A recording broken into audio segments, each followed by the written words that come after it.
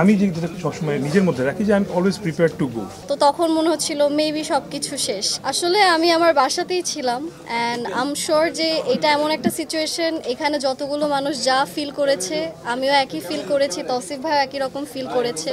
অনেক ভয় পেয়েছি অ্যান্ড একটা সময় তো এটা আস্তে আস্তে থেকে অনেক বেশি হচ্ছিল। তো তখন মনে হচ্ছিল মেবি সব কিছু শেষ, কিন্তু আলহামদুলিল্লাহ সব কিছু শেষ না হয়ে যে আজকে আপনাদের সামনে বসে আছি, এটার জন্য আমি আল্লাহর কাছে লাখ লাখ শুক্রিয়া।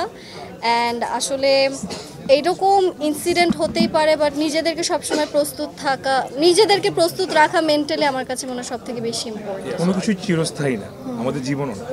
সো ইট রিমাইন্ডস আস যে এক মুহূর্তে সব কিছু শেষ হয়ে যেতে পারে, তারপরও আমরা আমাদের নিজেদের মধ্যে হেট্রেড রাখি, ইগো রাখি, আর অনেক অনেক নেগেটিভ জিনিস আমরা ক্যারি করি।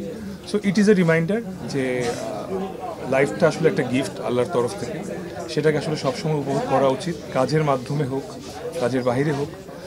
সেটা যদি নিজের মধ্যে থাকে অলওয়েজ, মানে আমি যেটা সবসময় নিজের মধ্যে রাখি যে আমি অলওয়েজ প্রিপেয়ার টু গো।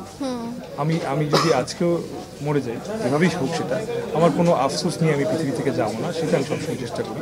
এতটুকুই আসলে বলবো সবাইকে, এই তো সময় থাকতে নিজের জীবনটা উপভোগ করো।